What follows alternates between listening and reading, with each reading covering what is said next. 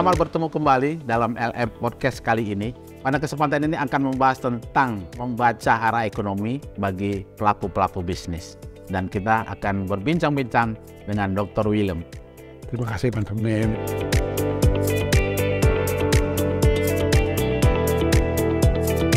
Pelaku bisnis dalam perencanaan dan strategi tidak hanya mengurus internal perusahaan saja atau internal grupnya saja, tapi juga memperhatikan faktor-faktor yang sebenarnya tidak terkendali bagi mereka yang ada di luar perusahaan, tetapi pengaruhnya sangat kuat, misalnya pada masa pandemi. Nah, kali ini kita mau membaca arah ekonomi dan pengaruhnya terhadap pelaku-pelaku bisnis. Apa saja yang harus dilihat para pelaku bisnis ini dalam kondisi ekonomi, indikator ekonomi apa yang mereka harus perhatikan, Pak? Terima kasih Pak Tamrin. Jadi faktor-faktor yang di luar perusahaan biasa kita kenal dengan nama external factors ya. Faktor-faktor yang mempengaruhi korporasi tidak secara langsung. Untuk konteksnya ekonomi, ada faktor yang mempengaruhi jangka pendek, ada yang mempengaruhi nanti dalam jangka panjang. Yang jangka pendek kita kenal ada namanya kebijakan moneter, kebijakan fiskal, itu langsung terpengaruh.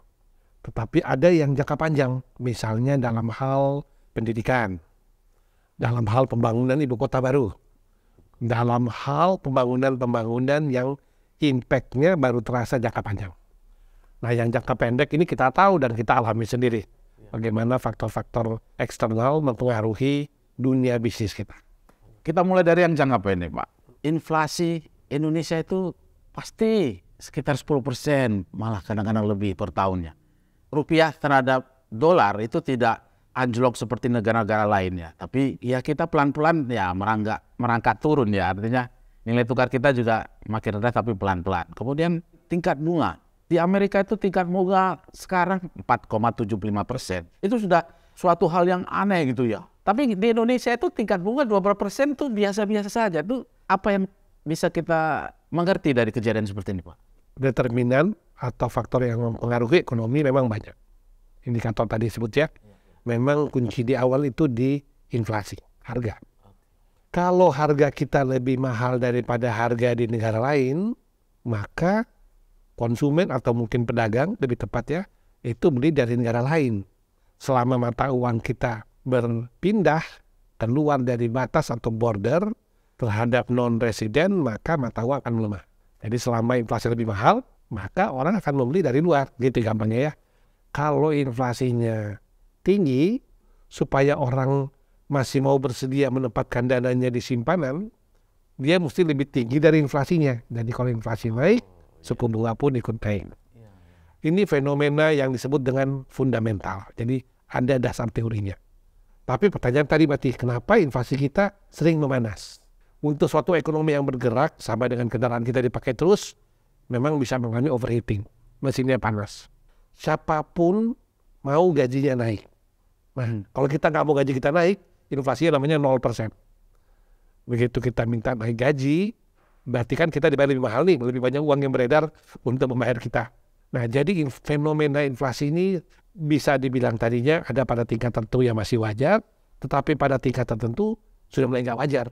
Meskipun dalam beberapa tahun terakhir ini inflasi bisa turun di bawah 10 bahkan di bawah 5% pada saat pandemi ya, jadi orang berkurang belanja, tetapi tetap saja masih lebih tinggi tinimbang negara lain inflasi kita. Berarti ada masalah-masalah yang kurang efisien. Oh, kurang efisien. Kalau sampai harga di Jakarta atau di Jawa dan di kota lain di luar Jawa masih berbeda atau lebih mahal, maka dengan adanya upaya untuk menyambung connectivity, infrastruktur, harapannya itu harga bisa lebih, orang sebut namanya mengurangi disparitas. Saya catat ini penting sekali, Pak, bahwa kenapa harganya lebih mahal, karena diproduksi kurang efisien. Kurang efisien, Pak. Terus satu hal lagi tentang nilai tukar. Kenapa ada negara yang sampai nilai tukarnya itu jatuh? Apa kondisi di negaranya itu tidak kacau ya, Pak? Saya sebelum itu ingin menjelaskan mengenai tadi inflasinya ya. Dua hal yang membuat mengapa inflasi bisa jadi lebih tinggi dibanding pesaing lain, negara lain. Satu, karena di jalan truk-truk kendaraan membawa logistik, ada pungutan, Pak. Pungutan Nggak mungkin pungutan itu dibayar oleh drivernya, nggak mungkin ya. Pasti drivernya minta ganti sama perusahaannya. Maka bebannya kan jadi nambah, biayanya kita sebut kan jadi tambah. Untuk nutup biaya itu harganya jadi lebih tinggi. Nah, satu penyebabnya itu membuat kita jadi lebih mahal. Yang kedua, yang sedang kita lagi berusaha perbaiki, kalau pelabuhan kita membuat lebih lama karena infrastrukturnya kurang bagus, maka kosnya juga nambah. Mereka mesti nunggu, itu kosnya jadi mahal. Nah, kenapa ini bisa muncul? Karena kita kalau bangun pelabuhan, bangun bandara mesti banyak, Pak. Konsekuensi dari negara besar. Jadi memang kos yang besar itu membuat kita mengandalkan pada APBN kita dengan pengeluaran yang besar ya. Nah, ini yang membuat kita harus selalu mengeluarkan uang banyak, memunculkan mengapa inflasi kita tinggi dan berusaha untuk ditekan. Kalau nilai tukar tadi intinya kan selama dia lebih mahal, uangnya akan keluar. Di satu sisi kalau harga barang lebih mahal, mata uang bisa melemah. Tapi untungnya ada orang yang namanya sisi aset market, menempatkan uangnya di Indonesia. Jadi ada yang membeli barang luar atau dalam, ada juga menempatkan uang. Nah, sejumlah investor yang dari luar itu kelihatannya tertarik investasi Indonesia. Jadi kayak sekarang kurs di posisi 15.000 itu nggak banyak berubah selama beberapa tahun terakhir ini.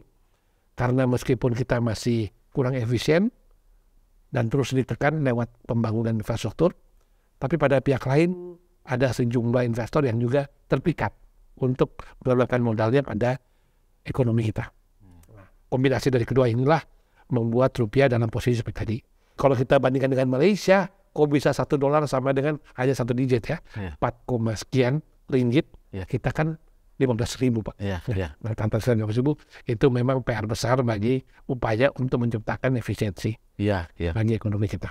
Itu yang sering orang pakai istilah biaya tinggi, ekonomi biaya tinggi.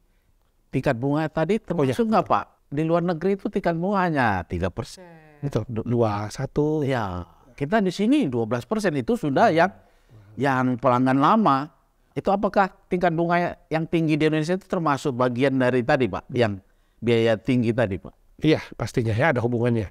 Jadi saya juga mesti tambahkan bahwa memang dalam tren beberapa tahun terakhir ini agak sedikit berbeda. Tapi memang dari dulu kenapa nih suku bunga pinjaman tadi yang Bapak sebut itu terus di atas 10 bahkan belasan persen ya. Bahkan mungkin bisa saja lebih. Kenapa? Karena tadi kita dengan inflasi yang tinggi, supaya orang masih bersedia menabung, suku bunga simpanan juga lebih tinggi dari itu. Otomatis suku bunga pinjaman lebih tinggi lagi. Tapi kok orang tetap mau invest dengan bunga yang tinggi ya? Kita tahu artinya dia berharap return yang tinggi juga. Konsekuensinya kita tahu nih secara ekonomi, return tinggi, risiko kan juga tinggi. Iya. Memang sempat terpengaruh di krisis 1998. Inflasi yang tinggi, kursnya melemah, dan juga pada pihak lain suku bunganya juga lebih tinggi. Tapi trennya dalam beberapa tahun terakhir, ada inflasinya bisa mampu ditekan, terutama pandemi Pak ya. Si orang kurang belanja, maka suku bunga pun turun. Karena pandemi memang di dunia globalnya juga turun.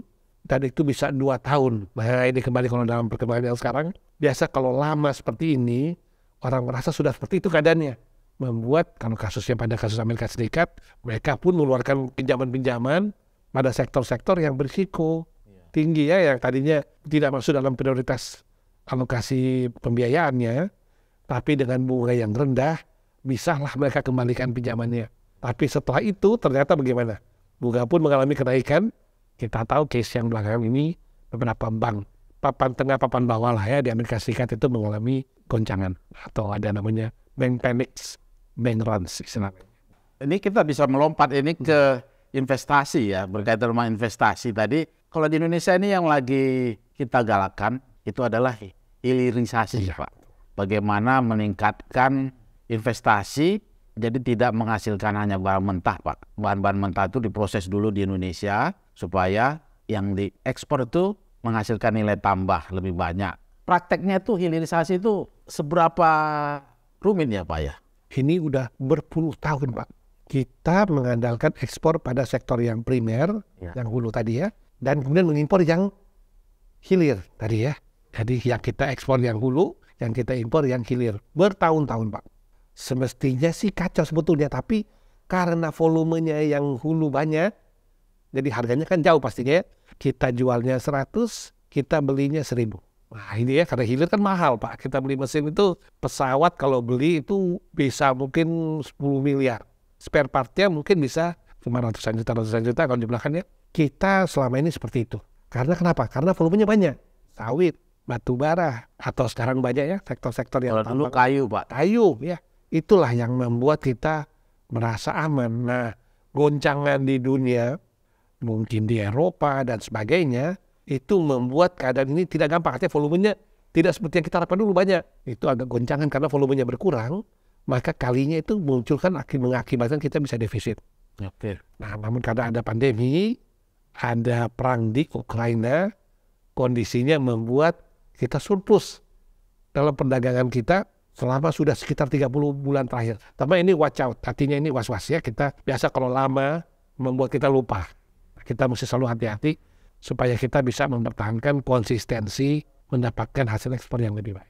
Meskipun kita masih posisinya lagi nyaman nih, itu tadi artinya surplus dan sebagainya, harus ada yang mulai tadi ya menggebrak bahwa ini tidak akan bisa terus-menerus seperti ini. Artinya dengan hilirisasi diharapkan kita bisa mempertahankan surplus itu ya. Iya betul Pak. Daripada kita beli terus yang hilir, kita harus memulai memproduksi yang hilir.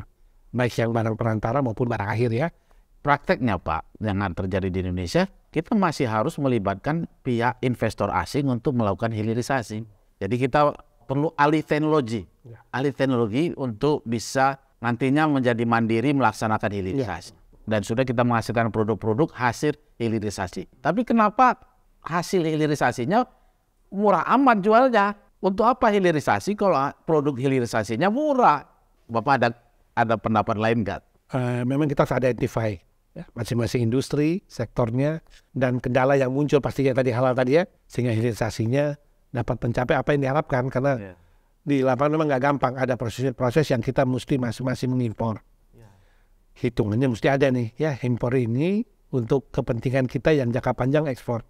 Iya. Ini tadi ya karena kita mengharapkan sumber pendanaan dari sana, karena kita kebetulan memiliki potensi yang besar untuk ekspor tadi ya, dan juga kemampuan kita menghasilkan juga baik. Tapi kita masuk juga di manufaktur, bahkan juga nantinya untuk some point ya kita bisa mengembangkan produk-produk jasa kita. Tapi itu perjalanan yang mesti dimulai, dan langkah yang sekarang dibuat ini lewat hilirisasi tadi, itu langkah yang memang ditunggu-tunggu udah lama sebetulnya, dan akhirnya kita bisa memulai dengan mendapat penolakan ya, seperti lewat Eropa ya. China ya, itu mereka bersedia membantu kita melakukan hilirisasi. Tapi ada negara yang justru membawa penolakan kita ke WTO, Pak. Kabar terakhir kita kalah ya, yang artinya kita harus mematuhi dan harus tetap mengekspor bahan baku tadi. Bagaimana Pak ceritanya itu? Masih ada adjustment ya, masih ada adjustmentnya, masih bisa banding. Tapi dalam pengertian tadi ya, ini yang biasanya mereka makan enak, terus piringnya diambil ya, ini pastinya dalam jangka pendek ada penolakan. Tapi tetap kita harus perjuangkan ini. Kita sendiri posisinya harus tetap negosiasi di posisi kita ya. Mereka juga mungkin ya mencari alternatifnya, sehingga mereka bisa lebih tenang. Saya membayangkan ya, selama ini kita ekspor CPO ke India, itu kan untuk sebagian besar untuk bikin minyak goreng. Kalau kita ekspornya minyak goreng, itu pabrik-pabrik di India, pabrik minyak goreng kan, waduh, itu bukan. Kalau dalam ekonomi, siapa yang terbaik dia menang ya, artinya, tetapi juga pasti setiap negara akan berusaha untuk melindungi kepentingan masyarakatnya, karena itu pasti ada resistensi atau penolakan, dan itu wajar dalam perdagangan dunia. Selalu ada seperti itu. Intinya kalau ekonomi sih memang lebih murah, lebih baik, kualitasnya lebih baik, itu lebih baik buat penggunanya. Satu lagi Dr. Willow, pelaku bisnis itu selalu juga memperhatikan kondisi-kondisi, situasi-situasi di luar Indonesia. Negara-negara terkemuka itu mempunyai strategi-strategi internasional yang kita pikir itu berpengaruh dengan bisnis di Indonesia. Misalnya, China itu ada One Belt, One Road, kemudian kondisi perang Rusia-Ukraina, kemudian rencana Rusia untuk mengembalikan negara-negara di masa Kekaisaran Romanov ya. Baru-baru ini kita baru menyelesaikan pertemuan presiden-presiden G20. Kemudian ada lagi boikot Amerika dan rekan-rekannya terhadap produk-produk digital Cina. Perlu nggak kita perhatikan hal-hal seperti itu, Pak? Pastinya perlu, Pak. Perlu ya. Jadi perkembangan tadi global atau teknologi itu jalan terus, Pak. Pengaruh China besar bagi ekonomi kita. One Belt One Road itu sebetulnya sejak beliau dikukuhkan sebagai pimpinan tertingginya, Xi Jinping ini, itu yang diwacanakan. Nah itu bagus. Berarti dia berpikirnya lebih kepada ekonomi atau bisnis. Jadi tindakan ekonomi itu bagus menyambungkan seluruh ekonomi di dunia. Kalau bisa ada kereta api yang tidak hanya buat para traveler jalan-jalan, tapi kan barang, angkutan barang, via kereta api, atau mungkin dengan pelabuhan-pelabuhan yang maju sampai ke berbagai benua, maka kan jalan ekonomi bergerak semua negara ya. Diharapkan tentunya negara-negara juga menciptakan efisiensi. Nah itu sebetulnya suatu pemikiran yang baik, meskipun banyak yang menduga atau mencurigai ekspansi China di mana-mana. Tapi sebagai langkah itu langkah yang bagus ya, langkah yang penting bagi semua negara di dunia, win-win lah ya. Sementara yang dari Rusia itu juga tadinya kan kita khawatir Pak, tahun lalu kan udah 1 tahun lebih, kalaupun invasi kan maunya langsung menang kan Pak ya, paling nggak habis menang kemudian mundur, belum kelar-kelar juga, dan mungkin sampai pada tingkat yang lebih Pak, lebihnya. Kondisinya lama-lama bisnis terlatih Pak menghadapi berbagai fenomena. Dan bagus buat bisnis, pelajaran buat bisnis ya. Ada gangguan pasti dalam arus lintas perdagangan antara pengaruh Rusia Ukraina, tetapi lama-lama mencari jalan.